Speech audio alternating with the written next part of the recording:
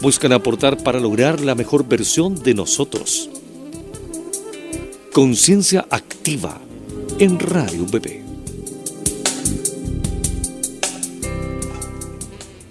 Aquí estamos en nuestro segundo capítulo, hoy viernes 13, un día un poquito especial por las celebraciones que tenemos de 18eras en la universidad. Hay varias, hay una la más importante de todas, ahora a las 11:30 de la mañana hasta que las velas no ardan, tengo entendido. Así será, esperemos que así sea. Esperemos. Sí, que nos prendamos todos.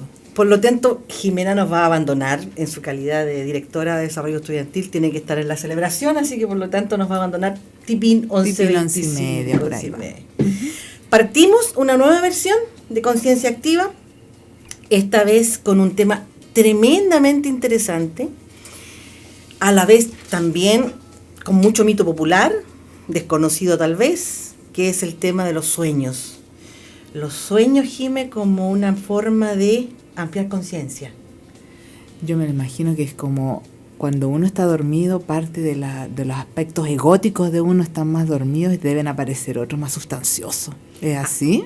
Debe ser. Bueno, vamos a presentar a nuestro invitado de hoy día para poder comenzar a desarrollar el tema. Él se llama Luis Guamán Galarcón, es psicólogo de la Universidad de Concepción, magíster en psicoterapias dinámicas, magíster en desarrollo organizacional y recursos humanos, y actualmente se desempeña como docente en la Facultad de Psicología de la Universidad de San Sebastián en asignaturas de Psicología Humanista. Bienvenido a nuestro programa, Luis. Muchas gracias por la invitación, gracias Cristina, gracias por volver a la radio después de muchos años de haber estado en esta radio de la Universidad del Biobío, que siempre es muy grato volver, muy grato, un grato lugar para estar. Qué bien. Qué bueno. Bienvenido. Gracias. Comenzamos con nuestra conversación de hoy día, que va a ser, me imagino yo, extraordinariamente interesante, porque vamos a partir por la A, por el tema más básico de los básicos. ¿Qué son los sueños, Luis? No es tan básica la pregunta, porque hay diferentes miradas sobre qué es un sueño. En lo concreto, ¿qué se sabe? ¿Qué se sabe objetivamente? Todos soñamos y está medido eso. De hecho, típico de los norteamericanos que miden todo, y es una gracia de ellos. Hace años atrás se midió a la gente, se le pidió a estudiantes no me acuerdo si de la universidad de Bucla, no me acuerdo cuál universidad fue, se le pagó por dormir. Entonces se contrató a los estudiantes para que durmieran. Una maravilla. Yo quisiera haber estado en esa investigación. Y claro, ¿y qué se observó? Se les decía que durmieran, y cada cierto rato se les despertaba. Entonces, en lo concreto, uno, al observar a alguien dormir, ve dos momentos. Uno, cuando mueve los ojos, durmiendo, y cuando tiene los ojos tranquilitos, sin mover. Es decir, que se van repitiendo en diferentes momentos de la noche o del periodo de sueño. El movimiento ocular rápido y el periodo de sin movimiento ocular rápido. Y se despertaba la gente en diferentes momentos, y en lo concreto, cuando alguien está moviendo los ojos, en la etapa movimiento ocular rápido, El REM que le llaman, ¿no? Claro. Siempre la gente relataba que estaba soñando algo. Alguna imagen, algo estaba viviendo. Cuando no había movimiento ocular rápido, la gente, cuando se despertaba, decía no tener recuerdos de ninguna imagen, de nada. De lo que se deduce que, por lo menos dentro de lo que permite a la conciencia recordar, cuando hay movimiento ocular rápido, claramente está soñando. O sea, que esto es un mito de que la gente no sueña o solo no lo recuerda. No, solo no lo recuerda. Los hechos demuestran que todos soñamos, y si uno despierta a la persona en el momento en que está moviendo los ojos y le pregunta ¿qué estás viendo? ¿Qué imagen ves? Hay alguna. Algo hay. Lo que pasa es que cuando uno despierta, a veces tiene un recuerdo nítido de un sueño nítido. Basta con que digamos, esta cosa no se me va a olvidar, se levantó, fue al baño, no sé. Se olvida. Y se acabó.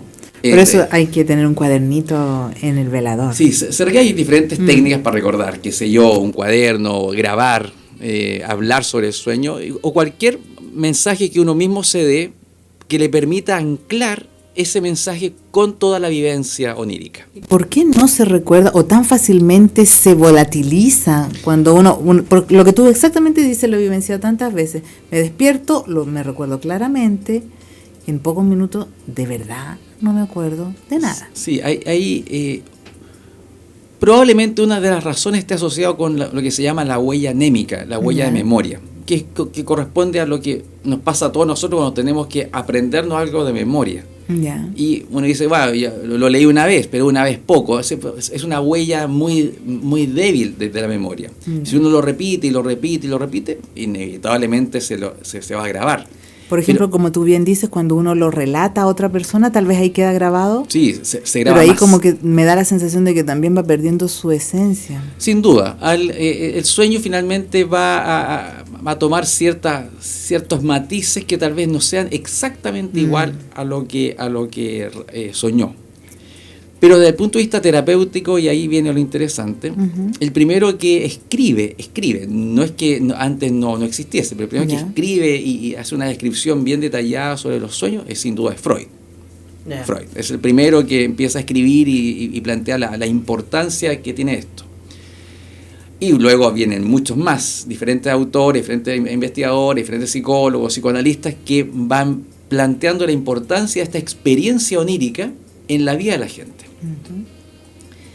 Ahora bien, hay varias teorías sobre qué son los sueños.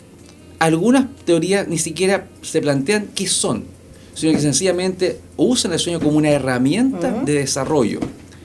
Mi acercamiento a la psicología fue por los sueños en realidad, ¿ya? Pero particularmente por un autor que fue Carl Gustav Jung. Entonces mi mirada es más bien junguiana sobre lo que son los sueños. Y hay una discrepancia entre Freud y Jung sobre lo que son los sueños.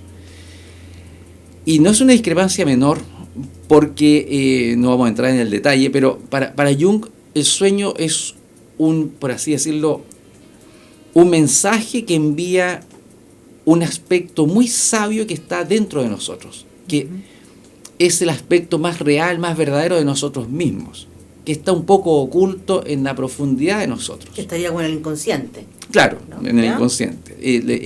El detalle está que uno dice, pero yo me conozco, yo sé quién soy o cómo soy. Y claro, yo creo que mientras menos se conozca la gente, más asegura que se conoce.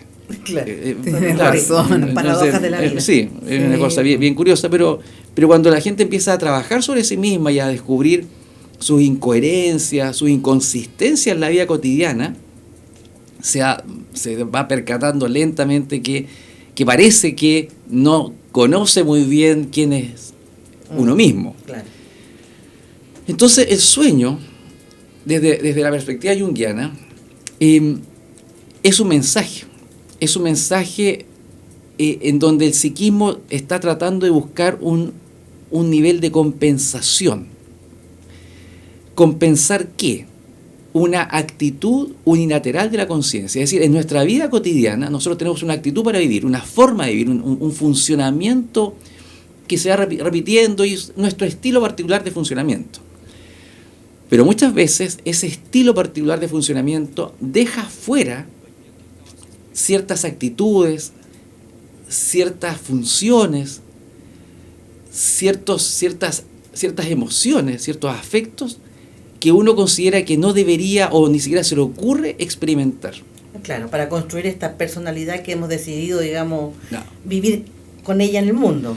Claro, y de hecho nuestra forma de funcionamiento de una u otra manera nos ha permitido sobrevivir. Por supuesto.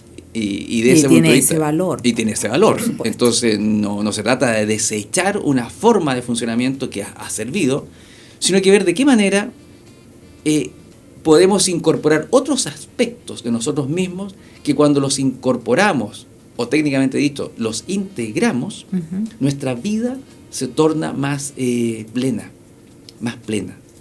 Sin necesidad de desconstruir la personalidad que ya tenemos, o se modifica de algún modo. Cuando tú, es como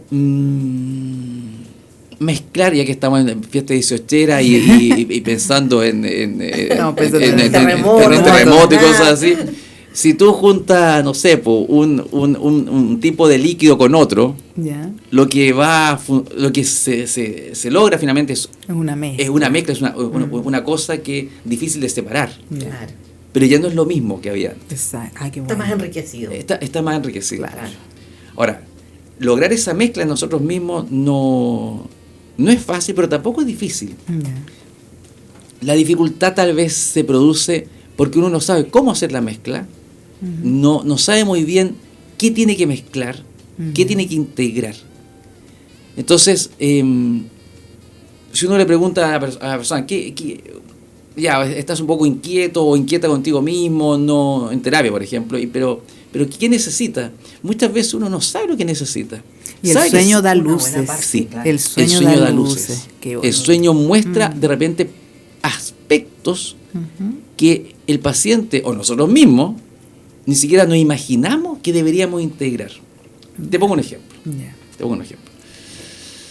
Hay gente que ha funcionado durante su vida bajo la idea, bajo un programa o bajo un proceso educativo en donde se le ha dicho que ser una buena persona es ser buena, po. Claro. Ser bueno con todo el mundo. Ya. Así es. Ser bueno con todo el Saludar mundo. cordialmente, estar preocupado ser del gentil, los buenos modales. Los buenos modales. qué sé yo. Claro. Pero por alguna razón no es capaz de expresar de manera consciente la ira. Ya. ¿Ya? O al revés, se le arranca la ira cuando menos lo espera. Claro. Entonces, Y después que lo hace se arrepiente. claro, obviamente, muchas veces se se arrepiente porque, castiga. claro, o sea, porque yo que soy tan bueno y Mm. cómo es posible que le haya hecho esta pesadez a esta persona o haya hecho esto. Se distorsiona la imagen propia. Claro, entonces el lado B, el lado que uno no quiere integrar, el lado que uno considera que es poco digno de ser vivido, adquiere mucha fuerza, Adquiere más fuerza. adquiere más fuerza, Ah. porque la represión le genera un nivel de energía muy grande. Entonces es como tener un monstruo encerrado que a medida que está tratando de salir, más fuerte se torna porque va empujando la puerta y va aumentando la musculatura. Y cuando sale se desboca. Exacto. Entonces uno gasta mucha energía manteniendo la puerta cerrada. Y habitualmente uno piensa, bueno, ¿de qué me va a servir ser un monstruo, enojarme con la gente? ¿De qué me va a servir esto? Esto no sirve de nada. No sé, podría pensar, Va a alejar a la gente. o más, esto es lo que ha generado tanto dolor en la humanidad. Claro, No, por no, supuesto. no voy a ser yo uno más que con mi ira lo destruya todo. El problema es que la sombra, como le llama Jung, ese aspecto que uno no quiere ver de sí mismo, o que niega de sí mismo, se arranca igual. Mm. Ese es el problema.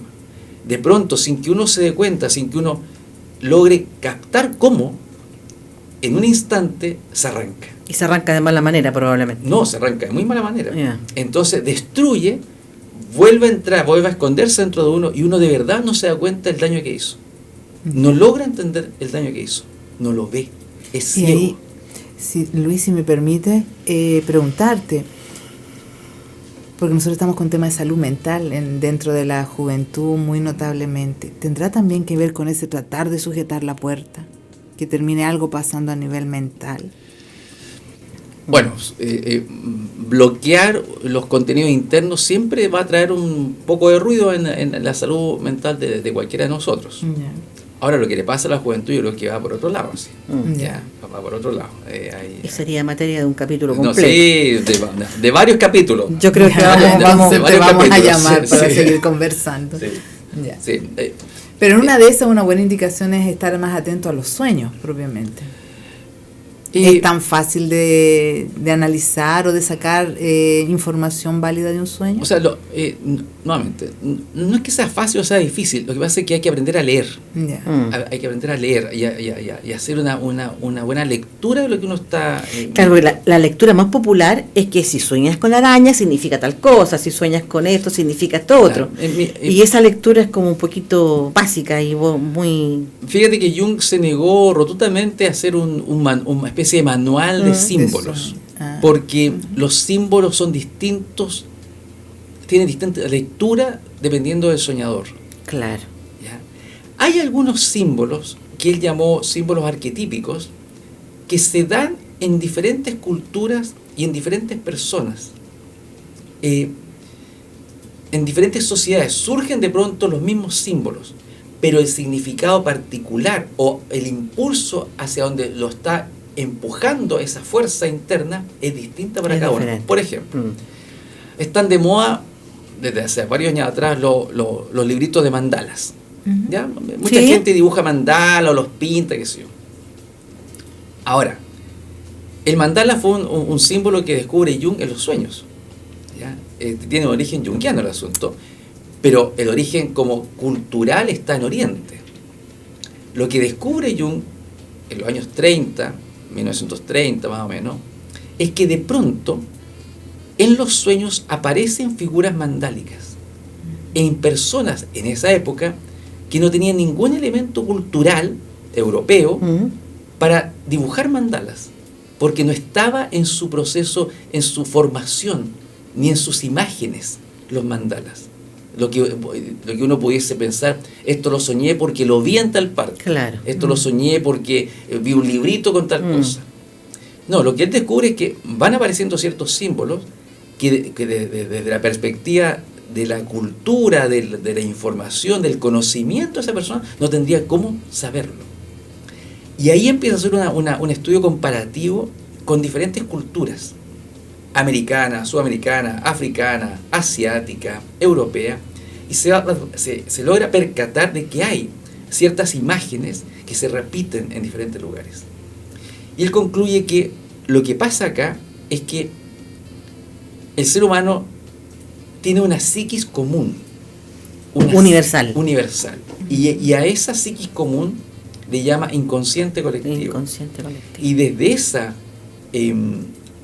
alma colectiva, desde esa profundidad en la cual todos estamos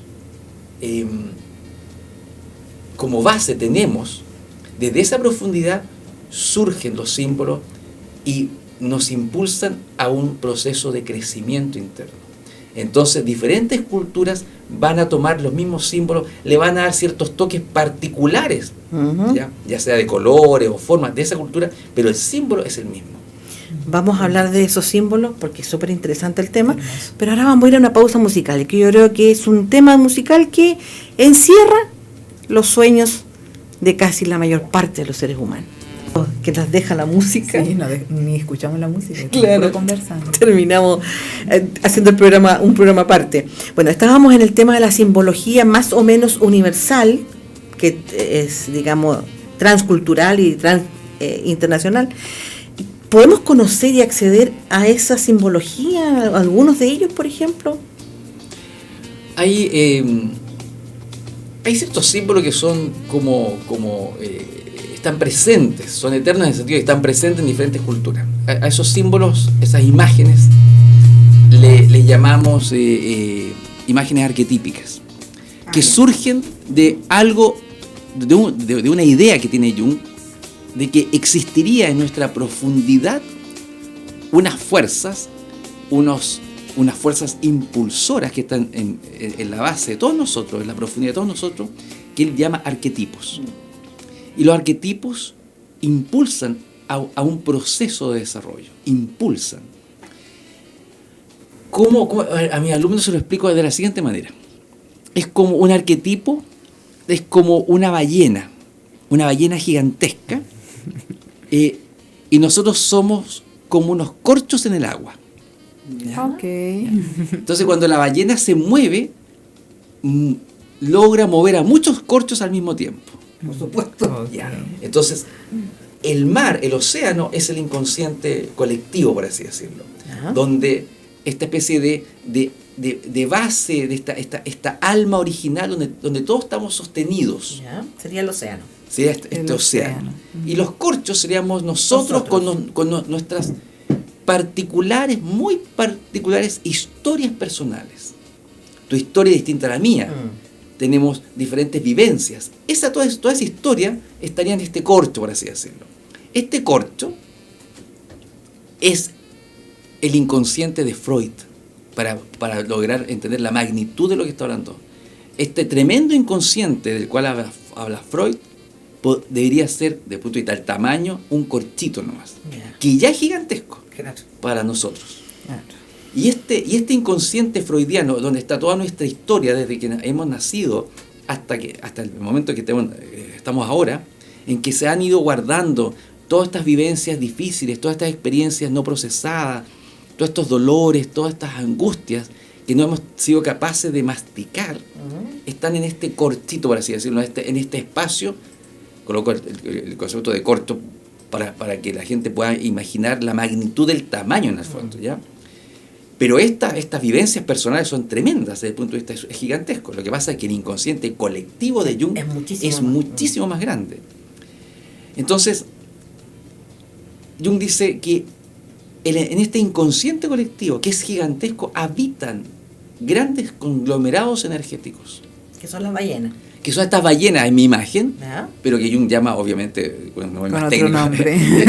los arquetipos. Entonces, cuando un arquetipo se mueve y quiere como salir a flote, no solamente toca a una persona, sino que toca a una enorme colectividad. En el año más o menos 1933-1932, Jung escribía sobre lo que él veía en sus pacientes. Y él estaba muy preocupado porque decía que en sus pacientes se repetía ciertos símbolos que hacían alusión, que estaban asociados con un dios de la guerra nórdico, que es Wotan, el dios de la guerra de la mitología nórdica. Entonces él decía que era inquietante que tanta gente que no se conocía entre sí, que tenía vivencias diferentes, tuviese sueños en donde existía este nivel de violencia. Entonces él dice, yo creo que se está constelando, está tomando fuerza un arquetipo que quiere salir. Claro. Y si sale, dice, va a ser muy grave, porque va a salir con mucha fuerza y va a poder emerger por cada uno de nosotros. Y eso significa que vamos a estar impulsados a la guerra. Bueno, tal cual. Por supuesto. Y así fue. En menos de 10 años hubo una segunda guerra tremenda mundial. O sea, una predicción con harta anticipación. Sí. Pero es imposible de hacer algo con esa información porque si es un arquetipo y desde ese tamaño es inevitable también. Es como inevitable. De hecho, Jung nunca habla de una guerra, dice que habla de violencia. Claro. Quizás nunca pensó lo que iba a ocurrir, ¿no? Claro. Nunca. Por ejemplo, en el sueño, cuando él creyó que iba a enfermarse, y que le dio tanto susto, él soñaba que veía el mapa de Europa y veía cómo desde el norte de Europa empezaba a teñirse con sangre, mucha sangre, y todo eso inundaba como un mar, como un tsunami de sangre que inundaba toda Europa. Y Suiza, Jung era suizo, Suiza quedaba como una isla en mitad de esta sangre, y las montañas empezaban a elevarse y subían en cuanto, es como si saliera más tierra por debajo, y hacía que subiera Suiza y quedaba muy arriba y no era inundado por la sangre. Interesante, porque Suiza fue neutral en la Primera Guerra Mundial, ¿ya? Entonces los sueños tienen, en algunos casos, no en todos, pero en algunos casos, Jung dice que hay sueños que son premonitorios, que logran mostrar a la persona algo que va a pasar. Pero ojo, el hecho de que algún tipo de inteligencia en la profundidad de nosotros nos muestre algo que va a pasar, no necesariamente significa que va a pasar. Claro. Porque igual es una advertencia. Algo tal vez uno pueda hacer frente a esa información. No es que sea un inevitable. Claro. ¿No? Desde la ciencia moderna se trabaja con potenciales. Claro. Entonces hay potenciales que pueden o no llegar Así a es. desarrollarse. Hay una tendencia a... Claro. Una consulta. En ese tiempo, digamos, cuando tú relatas muy bien de que había el arquetipo de la violencia el que se estaba expresando, ¿es posible identificar en este minuto con tu experiencia, sabemos que es una pregunta súper aventurada, qué arquetipo estaría tratando de pulsar y de impulsar en este minuto? Lo he pensado, ¿ah? Harto. Yo me imagino que sí. Porque a veces pienso. Entonces, Mira, yo creo que hay una fuerza arquetípica que ha estado rondando de manera bien evidente en los últimos años. Que a mí me interesa harto lo que es la política internacional, cómo funciona el mundo. ¿Ya? ¿Tú te acuerdas de hace unos años atrás de la primavera árabe? Cuando empiezan a surgir grupos que buscan una mayor democracia en los países árabes, y se pensó que se iba a poder lograr mayores espacios de libertad, ¿no? O en esa época no se logró, fueron brutalmente reprimidos. Sí. O por otro lado, todas las luchas de establecer cierta igualdad de género, y por otro lado, o ciertas luchas de algunos pueblos por tratar de independizarse de la influencia o la hegemonía de otros que lo tratan de dominar, bueno, que tampoco lo han logrado.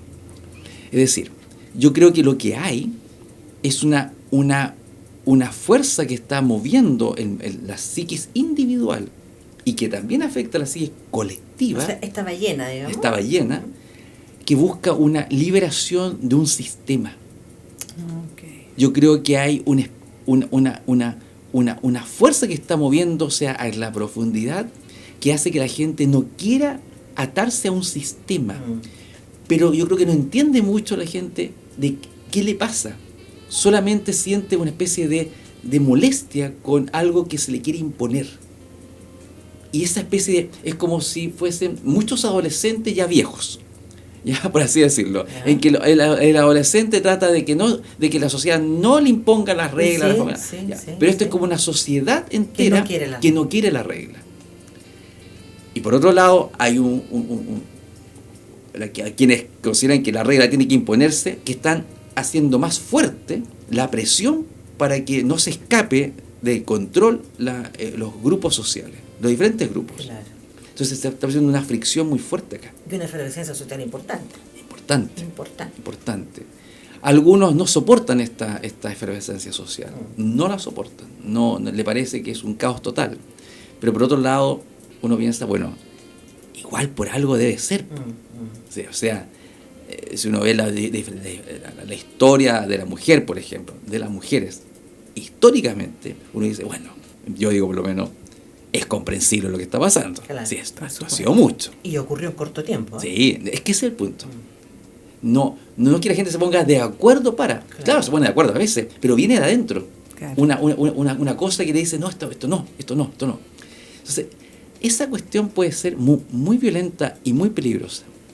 Porque en muchas ocasiones lo que he podido observar es que la gente tiene mucha rabia. Sí. Pero direccionar esa rabia de una manera constructiva, coordinarse con otros para hacer algo que implique construir y no solo prender fuego a la cosa, ese tema... Esa es la madurez que tenemos que alcanzar. Es claro. Y a modo de sueños, ¿cómo se visualiza eso? Volviendo al tema, porque tú estás hablando de ese arquetipo que me parece súper interesante y es lo que vivimos en todas partes. ¿Cómo se manifiesta en ese subinconsciente? Hablábamos recién del arquetipo de Wotan, el dios nórdico de la guerra. Marte podría ser para los romanos. Ahora bien, ¿cómo se manifiesta eso en nuestros sueños? Bueno, la verdad es que se va a manifestar siempre y cuando nosotros no demos espacio a la violencia en nosotros. Ese es el tema. Okay. Es el gran tema. A ver, ¿qué es la violencia en el fondo? ¿Qué es la violencia? La violencia se produce cuando hay una fuerza que rechaza otra cosa, ¿ya? O que quiere imponerse, pero que le falta esta capacidad asertiva de hacer las cosas adecuadamente. Claro. Entonces, va a haber mucha violencia cuando la persona no es capaz de decir ni hacer lo que necesita expresar en el momento justo. Desde el punto de vista muy individual, cuando la gente no es capaz de decir de manera adecuada, sabes que no estoy de acuerdo con esto. De manera clara, directa, muy consciente y muy fuerte también de decir, sabes que no, esto no. Esto de, por ejemplo, de querer siempre construir y decir, ya, ok, voy a ceder, voy a hacer, de repente ya la ira no deja. no da. deja, claro. Y en vez de lograr una adecuada forma de poner los límites, termina siendo un arrebato Claro. que deja la escoba. Pero ojo, estamos hablando de la violencia, pero a ver, el sueño, desde la perspectiva junguiana, no todos, pero muchos van a ser compensatorios. ¿Pero compensatorios de qué? Insisto, de la actitud unilateral de la conciencia, es decir, la actitud que tú o yo tenemos en nuestra vida cotidiana. Entonces la pregunta es, ¿mi tema es la violencia? Puede que mi tema no sea la violencia. Claro. Mi tema sea otro. Entonces, pero no sé cuál es mi tema. Bueno, ahí el sueño me ayuda. ¿Cuál es mi tema? Y aquí es interesante lo que dice Jung, porque Jung analizó los cuentos, las leyendas, los cuentos de hadas, leyendas, y detectó lo siguiente. Dice que nosotros tenemos dentro de nosotros, un arquetipo que en el fondo nos muestra el lado oculto de nosotros. El lado B, ese lado que no queremos ver. La sombra. La sombra, la llamada sombra. Jung le llama la sombra. Ya. Si ustedes recuerdan el cuento Peter Pan, en el cuento Peter Pan, que es muy interesante, al comenzar el cuento, Peter Pan llega a la casa de los niños en Londres persiguiendo a su sombra, porque a Peter Pan se le había arrancado la sombra. Entonces necesita que tomar la sombra y coserla a sus pies, porque es muy peligroso que la sombra ande sola. Claro. Notable, claro. Es simbólico. Cuando la sombra anda sola, deja la escoba. Deja la escoba. Entonces es importante coser la sombra y saber muy bien dónde está mi sombra. De hecho, es fascinante ver a los cabros chicos cuando descubren su sombra. Es una cosa muy entretenida cuando los niños estos chicos, porque no saben lo que es, y de repente se arrancan de su sombra, corren y no entienden. Entonces es maravilloso porque de repente se dan cuenta que la sombra siempre los va a acompañar. Bueno, es algo que nosotros tenemos que entender. Nosotros tenemos un lado B que siempre nos va a acompañar, y la mejor manera de vivir con aquello es tratar de ver cuál es mi lado B. ¿Cuál es el lado B ese que no me gusta? Uno vende una pomada para el mundo, uno vende una imagen protocolar. Pero la pregunta es, ¿cuál es el otro? El otro Luis, la otra Cristina, el lado B. El lado B. Porque nosotros, claro, el protocolo indica qué cosa hay que decir y qué cosa no hay que decir. Claro. Pero supongamos que un día sin protocolo. ¿Te imaginas un día sin protocolo? Habría que puro aguantarlo. No, sería muy gracioso. Pero no sería un mal ejercicio. Pero instalamos el día sin protocolo en la U del Biobío. Bien. Es como el día del pantufla. Claro, más o menos. Sí. Pero va a haber que tener piel suficientemente dura para aguantar, porque te digan lo que de verdad quieren decirte y no lo que el protocolo exige que te digan. No lo políticamente correcto. No lo políticamente correcto. Ahora, políticamente correcto. Entonces, esta sombra que todos tenemos, lo importante es saber cuál es. ¿Cuál es? ¿Qué es esta sombra? Y lo que descubre Jung es maravilloso. Dice, mira, en los sueños y en los cuentos de hadas y en las leyendas, la sombra siempre es del mismo sexo del soñante. Es decir, si ustedes estuviesen soñando ahora, si usted, señor auditor, estuviese soñando en este momento y es mujer, todas las mujeres de su sueño, si usted es mujer, todas las mujeres de su sueño son su sombra. Después le voy a explicar qué significa eso. Y si usted es un hombre, todos los hombres de su sueño corresponden a su sombra, por regla general. Hay excepciones, pero después vamos a ver las excepciones. O sea, yo no sueño con fulanita, sutanita, sueño conmigo. Son partes de uno Tú mismo. sueñas, el inconsciente tiene... Interesante esa parte. De hecho, algunos analistas junguianos posteriores a Jung hablan de un hacedor de sueños. A mí me encanta ese concepto, Qué bello. el hacedor de sueños. Es decir, hay una inteligencia dentro de nosotros sabia que cada vez que tú duermes te arma un sueño para ti. Como un cuento. Un cuento. Te cuento un cuento. Te cuenta un cuento para que tú veas, para que descubras de una forma pedagógica lo que tienes que descubrir. Pero lo que pasa es que nosotros no logramos entender el mensaje. Claro. Pero veamos.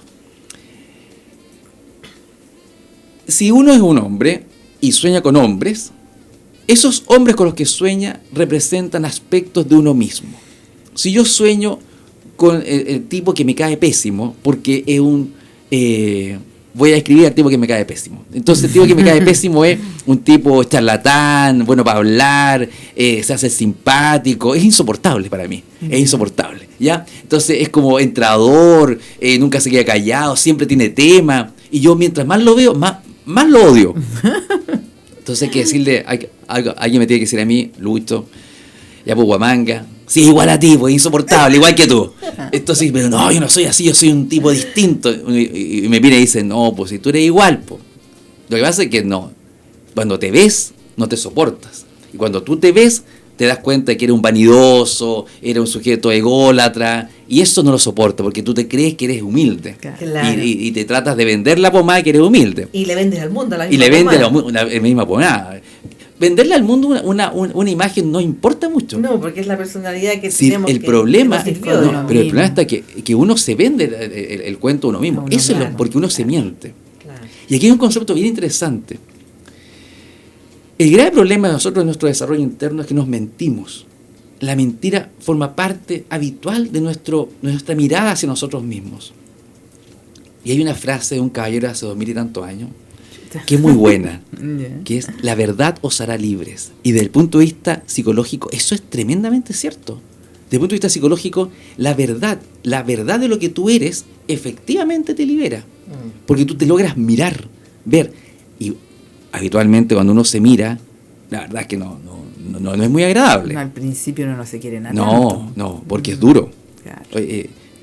Uno soporta algunas cosas de uno, pero de repente cuando lo retratan de cuerpo entero, con todo aquello que uno de verdad desprecia del mundo y no quiere ser, y te dicen, sabes que todo esto que tú dices que no te gusta, eres tú, es duro. También duro. no hay cómo fijarse en las bondades de uno mismo. No estamos tampoco adiestrados Así a es. reconocer nuestras propias bondades. Entonces uno mira y mira lo malo. Así es. Y eso es interesante. ¿Sí? Es interesante cuando la gente es capaz de observar y ver el potencial que hay en otro ser humano. Es decir, oh, este tipo tiene potencial para esto, es notable esto otro. Es la capacidad de mirar como el lado fascinante y luminoso de otro ser humano. Y uno dice, pero que yo no soy así. No, Claro, es la forma de mirarte a ti también. ocurre lo mismo. Claro. Estás viendo y estás admirando algo que tú tienes, lo que pasa es que no lo has descubierto en ti. Entonces, la capacidad de poder ver lo maravilloso en el otro te abre la puerta para descubrir Lo maravilloso que tú también eres. Pero que hay que abrirle la puerta y hacerlo salir. Eso es un muy buen tip para la vida. Empezar a mirar las bondades de los demás Sí. para descubrir las propias. Sí. Uno ve lo que puede ver nomás. Hay gente que dice, el mundo vale poco, por no decir otra cosa. ¿Ya? El mundo de aquí, el mundo de allá, todo es tan terrible. Uno dice, sí, hay cosas terribles. Pero no toda la gente es terrible. No toda la gente es mala. Y no todo lo que ocurre es tan trágico Así es. tampoco. Ya, Hay lo que pasa es que- tanta belleza. Lo que pasa es que yo no soy capaz de ver lo otro. Bueno, es un problema mío. No soy capaz de mirar la luz en los otros, porque tal vez no he sido capaz de ver mi propia La luz propia. en mí. Exacto. Qué bonito. Qué bonito. ¿Sabes qué? Los vamos a dejar reflexionando con eso, con un tema un tema musical muy relajante. Y despedimos a Jimena, que tiene que retirarse. Y yo me a su voy actividad. retirando porque vamos a ir a Muy bien. celebrar las fiestas Muy patrias bien. con los funcionarios. Celebra con tu sombra. Gracias. Las dos juntitas. Vamos las dos juntas pegaditas por los pies. Muy bien, muy bien. Bueno, tras bambalinas estábamos haciendo conexión con Luis entre el tema que conversamos la semana pasada, que tenía que ver con los smartphones y su mediación en las relaciones humanas. Recordaba yo este experimento de Cambridge Analytica en donde se sabe que con 100 me gusta el algoritmo te conoce más que el vecino, que con 300 me gusta te conoce más que la pareja, que con 500 te conoce más que tú mismo. Entonces pensaba, yo decía, si estamos en esto de alimentar datos en una máquina, sin darnos cuenta muchas veces, para que un algoritmo nos conozca tanto, ¿por qué no dedicarle tiempo a los sueños para conocernos nosotros un poco más y no perder tanto esa conexión que tenemos que tener con nosotros mismos y con los demás de manera más directa? Ahora, ¿cómo logramos hacernos más conscientes? ¿Necesariamente necesitamos terapia, Lucho? ¿O nosotros podemos hacer algo con nuestros propios sueños? De alguna manera. Bueno, yo creo que a todos nos hace bien ir a terapia de vez en cuando. Por la siguiente razón, que es bastante simple, es poder conversar con una persona que a quien poder contarle algunas cosas que uno no le contaría a nadie, finalmente. Ni a la cabecera. Entonces, esa experiencia es impagable, ¿ya? Poder como hablar con cierto grado de libertad con una persona que finalmente uno no tiene mayor contacto, claro, y espera que muera en la rueda, o sea, que se quede callado con lo que uno va a decir. Ese es el contrato. Ese es el contrato, ¿ya? Y bueno, y es una experiencia, la terapia es una experiencia que vale la pena. Yo siempre le recomiendo a mis alumnos que vayan a terapia alguna vez, porque no es lo mismo atender a alguien habiendo tenido la experiencia terapéutica que atender a alguien sin haber nunca estado en la sala de espera, por ejemplo. Claro. O yo le digo, mira, uno va a terapia y cuando va caminando piensa, mejor no voy nada. Sí. Sí, mejor no voy, porque no, si yo creo que puedo arreglar mi problemita solo.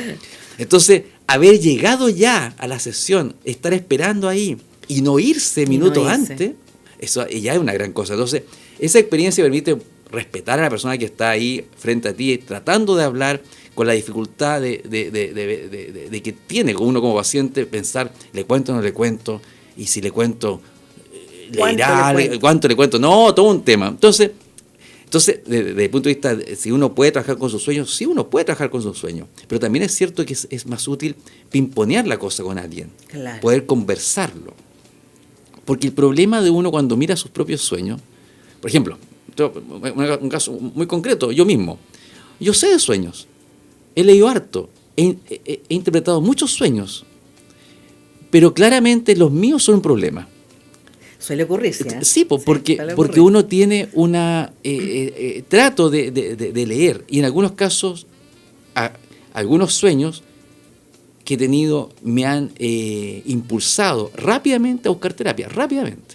O sea, las últimas 2 veces que tuve sueños que han sido muy, muy fuertes, he ido a terapia a los 5 días, porque yo sé que algo viene. El sueño me dice a mí, después de haber anotado muchos sueños, cientos de sueños, sé que esa imagen, ciertas imágenes para mí, como mensaje particular, implica que viene algo, mi inconsciente está en efervescencia y requiero ayuda.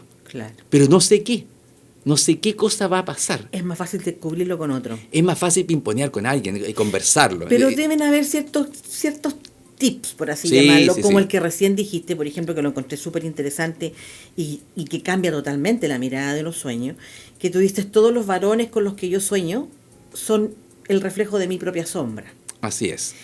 Ahora, ¿qué significa eso? Significa que la gente con la que yo estoy soñando, los hombres, si yo soy hombre y sueño con hombres, esos hombres son mi sombra. Si usted es mujer y sueña con mujeres, esas mujeres son su sombra. Solamente vamos a analizar el caso de la sombra. ¿Qué es la sombra? La sombra es una actitud frente a la vida, una forma de plantearse, de experimentar la vida, de sentir la existencia, que habitualmente no es algo que yo viva o experimente. Te voy a contar un ejemplo. Pero la sombra tiene solo aspectos rechazados por mí de manera... Sí, habitualmente. Que lo que pasa es que en el caso de la sombra, si explico un poco más, yo creo que la gente se va a enredar. ¿Ya? Pero si yo sueño con un hombre, pero ese hombre tiene 3 años, ¿ya? Es un niñito chico. O tiene 90 años, es un anciano, ¿ya? Ya no es sombra. En esos 2 extremos, ya no es sombra. Es una imagen del sí mismo, del aspecto central de mi propio psiquismo. ¿Ya? Pero es un detalle que mejor verlo con más calma, tal vez en otro momento. Pero, ¿qué significa que uno sueñe con otra persona? Significa que el hacedor de sueños, como les comentaba hace un rato atrás, muy que bonito, un autor posterior a Jung le dio a quien construye los sueños, el hacedor de sueños, nos coloca esta imagen para que nosotros incorporemos a nuestra vida cotidiana esa actitud. Esos aspectos. Esos aspectos, esa actitud, fíjate, Ya. actitud, es una actitud frente a la vida. Ahora, puede ocurrir que uno diga, oye, pero yo soñé con un asesino en serie, po. No, ¿cómo voy a incorporar esa actitud? Yo Esa no quiero actitud, matar a nadie. claro. Ok, pero la pregunta es, ¿por qué el inconsciente habrá tenido que mostrarle un asesino en serie? Para despertar algo. ¿Por qué? O sea, ¿tan reprimida está la ira? ¿Tan reprimida está la ira? Muchas veces no es tan extremo y las cosas son bastante menos dramáticas. Te voy a contar un ejemplo. La primera vez que estuve en el lago Titicaca, he estado una sola vez en el lago Titicaca, ¿ya? Pero en Perú varias, pero en el lago una sola vez.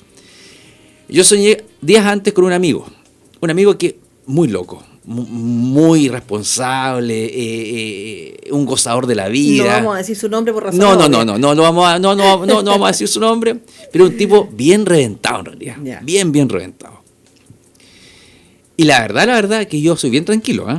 A pesar de lo que tú puedas creer de mí, pero yo soy bien tranquilo. No, yo no creo ¿ya? nada.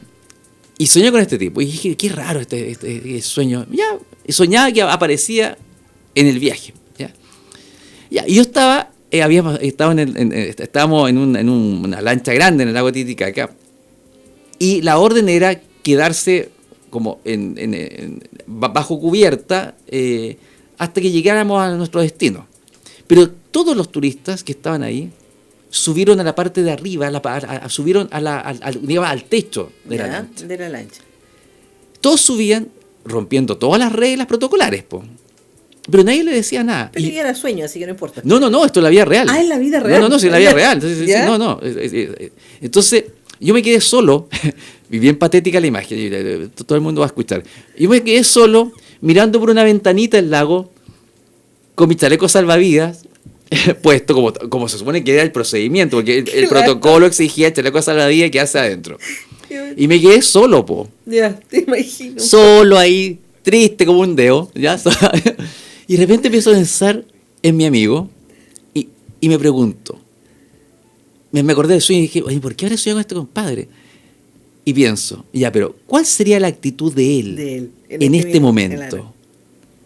Y yo me empiezo a reír solo porque evidentemente la actitud No se de había él quedado adentro no solo. jamás hubiese quedado abajo, o sea, qué ridículo. Claro. Él hace rato hubiese escaramado al techo y estaba Perdiéndose la experiencia. Claro, no. Yo seguía el protocolo, po. Esa era la orden, yo sigo la orden. ¿Qué hubiese hecho él tan distinto a mí? No, la orden para él es indicador claro que hay que romper la regla. Y dije, claro, tal vez eso tengo que hacer, pensé yo para mí mismo. Claro. Yo y yo conversábamos ahí.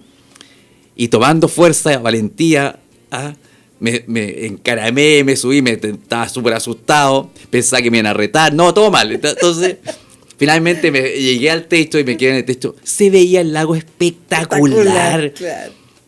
maravilloso. De ahí para adelante, lo que restó del viaje, siempre me preguntaba, ¿qué haría mi amigo en este momento? Lo pasé a todo dar. ¿Qué quieres que te...? No voy a contar los detalles, pero lo pasé súper bien.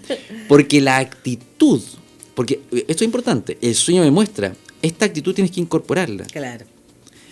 No necesariamente en el grado y la dimensión que Tal lo estás viendo. cual, tal claro. cual. O sea, hay cosas que claramente yo no voy a hacer porque tengo mis limitaciones Por en cuanto a... supuesto. Pero si el sueño no pretende que uno deje de ser uno. Claro. Es que incorpore la actitud, porque esa actitud en ese momento histórico era necesario que la incorporase.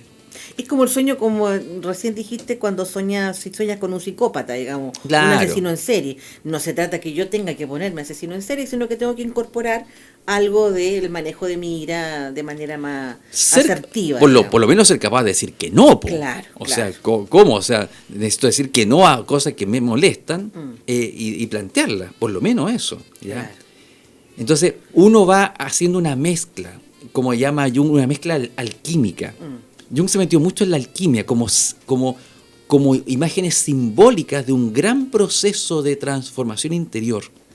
De hecho, Jung comentaba en su autobiografía que le regalaron un libro de alquimia del año 1500 que está lleno de dibujos. Y él decía, escribía ahí que cada cierto tiempo iba a ver ese libro y miraba los dibujos y le parecían tan sin sentido, pero no podía evitar cada cierto tiempo ir a mirarlos, los dibujos. Y en cierta ocasión estaba con una paciente y la paciente le relata un sueño. Y él escribe que ese sueño le recordó algo que había visto y que ya lo había visto antes. Y de pronto se acordó de este libro de alquimia. Entonces se paró, fue a buscar el libro y se dio cuenta que el libro mostraba una imagen muy parecida a la imagen, a la imagen del sueño de la paciente. Y ahí él hace un enganche maravilloso entre los procesos alquímicos de los antiguos alquimistas que dibujaron el proceso. El proceso no sé si saben, a ver, les cuento un poquito. Los antiguos alquimistas, la alquimia es la precursora de la química, pero en la alquimia, el alquimista quería transformar el plomo en oro.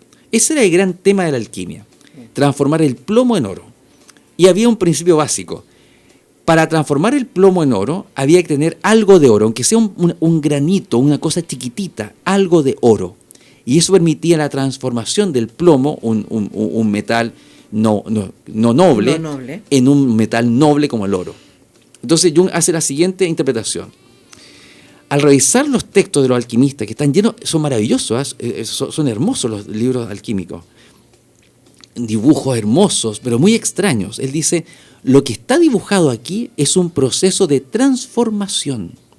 El alquimista dibujó su propio proceso de transformación, su propia transformación del plomo personal en el oro espiritual.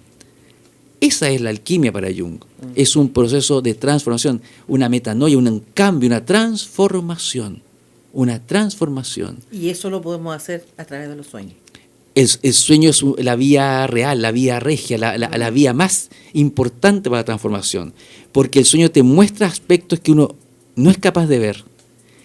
Aspectos luminosos que uno a veces no cree que tiene y aspectos oscuros que a veces uno jura que no tiene. Jura que no tiene. Y los reprime. Y los reprime. Entonces el sueño es la gran vía, el gran camino de la transformación, porque permite de manera limpia, nos muestra aspectos de nosotros mismos que nos ayudan en el proceso.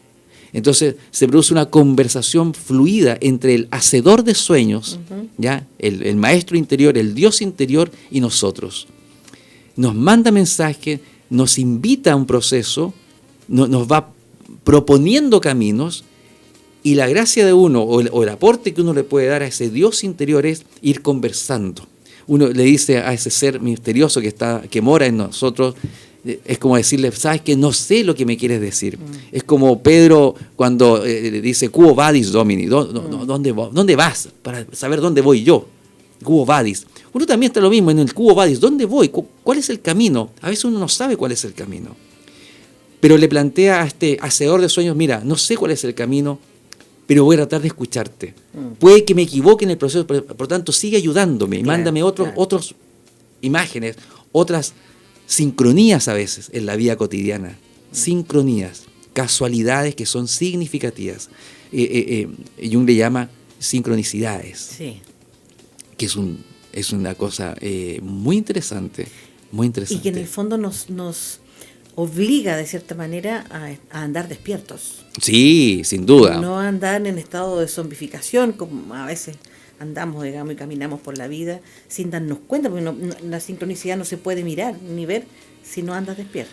Yo tengo la impresión que, en los minutos que nos van quedando, yo tengo la impresión de que el gran mensaje que en este momento se está produciendo en todos nosotros es que nos liberemos, de verdad nos liberemos de un estado de sopor colectivo. Así es. Una enorme fuerza desde el interior de nosotros mismos nos está pidiendo, nos está urgiendo a liberarnos de los encadenamientos mentales, porque hay una enorme fuerza externa que quiere convertirnos en entes masa. La tecnología, la educación en muchos aspectos, está convirtiendo a los seres humanos en entes todos iguales, manipulables. el contacto con el propio ser interno es un camino de liberación, pero requiere valentía, sí. Valentía, y requiere ser constante. Tal vez no se requiere tanto talento, pero sí se requiere constancia, como en tantas cosas en la vida, constancia. Muchas gracias, Luis, por esas últimas palabras, porque ya estamos cerrando programa. Y la verdad es que este humilde programa nació en esta radio que está en reinvención, justamente para eso, para crear un espacio en donde miremos la vida desde algunos ángulos que nos permitan mantenernos un poco más despiertos en una sociedad que tiende a mantenernos en este sopor y en esta zombificación que muchas veces nos hace ni siquiera darnos cuenta cómo pasó el día y cómo pasó la semana. Gracias. Muchas gracias por la invitación. De verdad un placer haber vuelto a esta universidad y a esta radio de la Universidad del Biobío. Muchas gracias. Y nosotros nos vamos deseándoles unas hermosas fiestas patrias y nos vemos ya el viernes 27 de septiembre.